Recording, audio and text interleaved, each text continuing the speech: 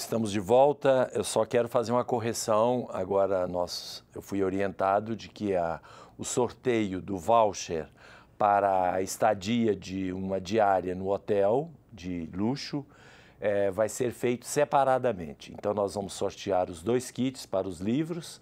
Depois, essas pessoas que ganharem voltarão para também participarem do sorteio para o voucher no hotel. Será um sorteio, portanto, especial.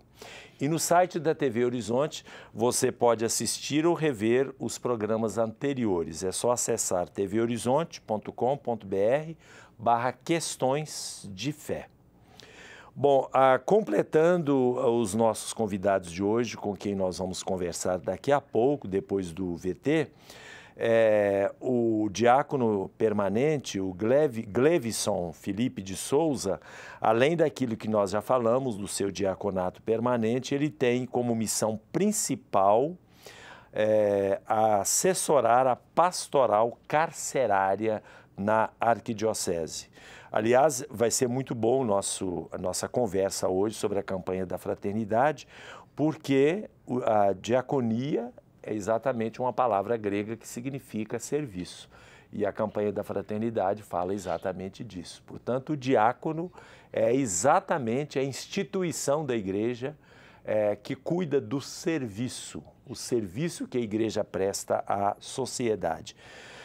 A Áurea, além de professora no Cefap, ela é coordenadora e no ISTA, é coordenadora também do projeto Teologia Viva, que é da Arquidiocese de Belo Horizonte, mas que faz missões aí para o Brasil inteiro.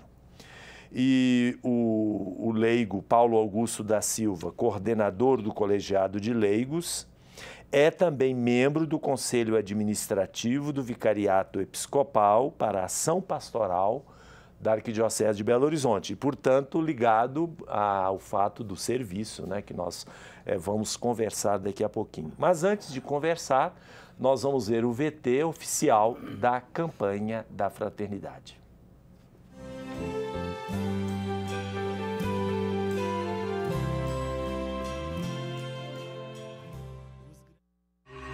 Dos anos 30 aos anos 50, o mundo passou por grandes transformações sociais e tecnológicas.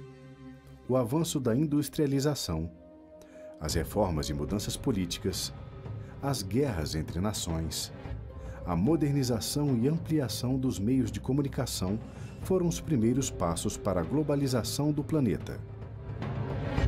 No Brasil, a era do presidente Getúlio Vargas, de 1930 a 1945.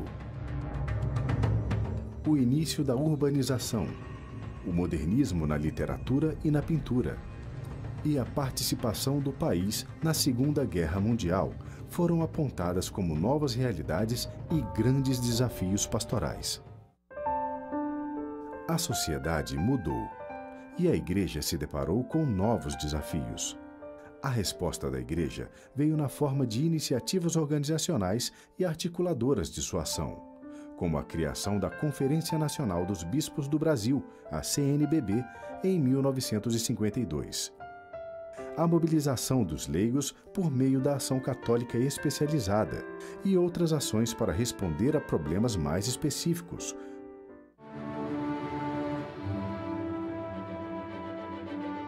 Em âmbito mundial, a Igreja respondeu com o Concílio Ecumênico Vaticano II, um momento de reflexão global da Igreja sobre si mesma e sobre as suas relações com o mundo.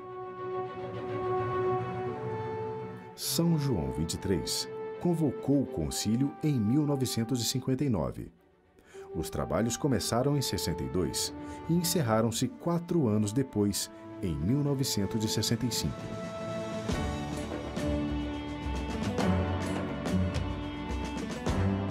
O concílio trouxe uma nova perspectiva para a relação entre a Igreja e a sociedade.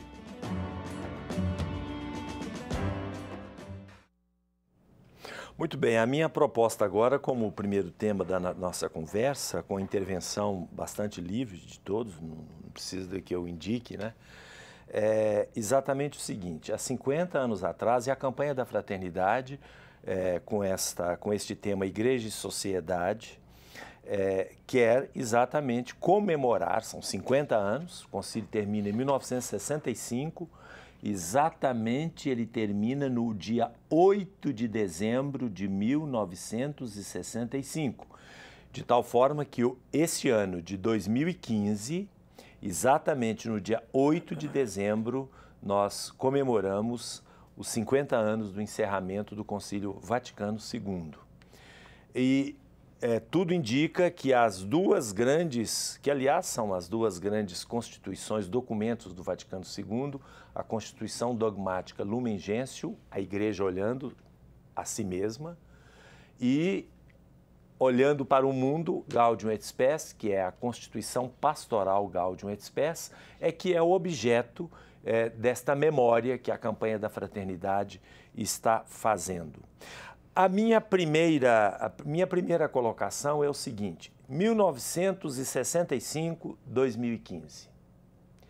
É a mesma coisa, a igreja pensa a mesma coisa de si mesma e se relaciona da mesma forma que pensava em 1965, quando produziu esses dois documentos fundamentais com o mundo, ou no caso, com o Brasil.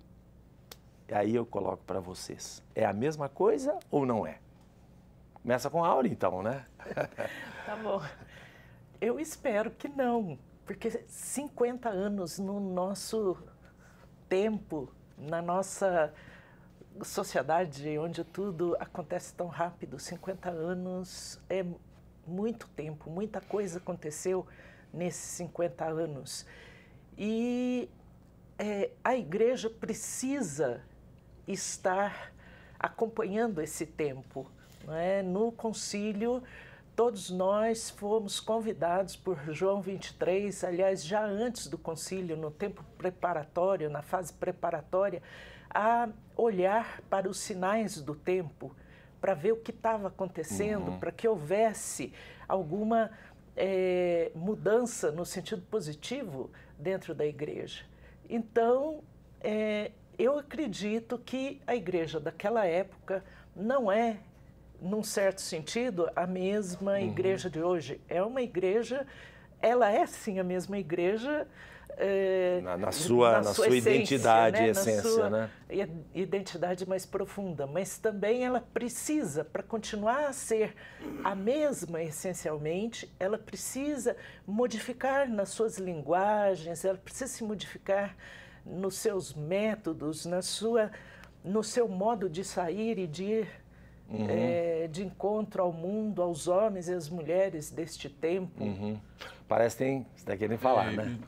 No último documento, né, gerado da última Assembleia dos Bispos, a Igreja com essa preocupação de que a mudança na sociedade é tão rápida que não estamos falando mais em uma mudança de época, né, uma época de mudança, mas sim uma mudança de época, e que acontece muito rápido, e que a Igreja, estando na sociedade, né, inclusive foi o título do artigo de Dom Valmor ontem, a Igreja na sociedade, a Igreja precisa também dar resposta a esses novos desafios, né?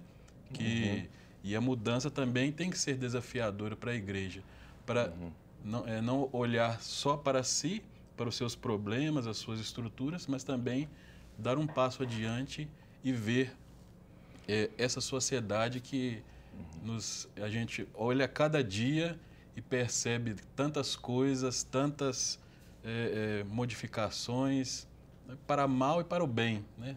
As modificações tecnológicas que auxiliam, mas também que geram tanta exclusão. Por que a sociedade gera tanta exclusão? E a Igreja é convidada a olhar para isso, para essa sociedade, porque lá é que ela atua, né? Os cristãos e cristãs estão lá. A Igreja não está nas nuvens, né? Ela está inserida numa sociedade. Né? Eu tive a oportunidade de participar da equipe de organização da nossa segunda APD.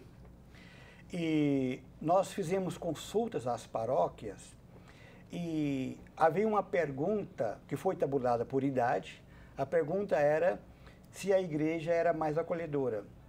E as pessoas acima de 50 anos, digamos assim, as pessoas mais velhas, responderam maciçamente que sim, que a igreja era mais acolhedora. Então eu penso que isso revela que já havia no meio do povo uma percepção de que aquela igreja da época da missa em latim não correspondia mais ao anseio, ao sentido de fé do próprio povo cristão. E essa mudança do Concílio Vaticano II, então, fez com que as pessoas que continuavam ligadas à igreja se sentissem mais igreja. Agora vem essa outra dimensão, que se está falando muito de uma igreja que sai, como o diácono acabou de falar, é no mundo que a igreja deve atuar, e esse é o campo próprio de nós leigos, né? Então eu creio que esse é o momento de nós retomarmos o fôlego, o espírito do Concílio Vaticano II e, imbuídos desse espírito, que não é outro evangelho, mas é o mesmo evangelho lido às luzes do nosso critério, de nossa experiência, do nosso tempo, né? Ir a essas pessoas que sofrem, que ficam às vezes isoladas nos seus computadores, para falar dessa experiência de um Deus que é Pai e que nos quer e nos faz irmãos. Eu queria colocar um problema, uma provocação, mas uma provocação que vem de vários lados, né?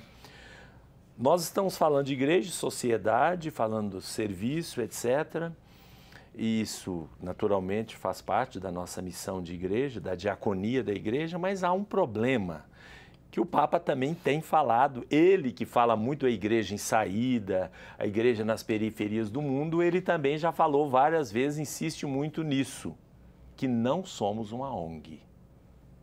Qual é o diferencial de uma igreja que socorre os pobres, que socorre os prisioneiros, que vai nos doentes, mas não é Médicos Sem Fronteiras, não é uma ONG? Qual é a diferença? Qual é o nosso ID, a nossa identidade que faz com que a gente não seja simplesmente uma ONG?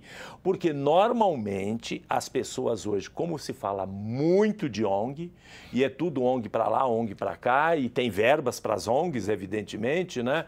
E tem de tudo, tem ONGs que cuidam de prisioneiros, de doentes, de pobres, das favelas, das pessoas que morrem na África, na Ásia, em todos os lugares nós temos ONGs. Qual é o diferencial da igreja? E graças a Deus que a gente tem tantas ONGs.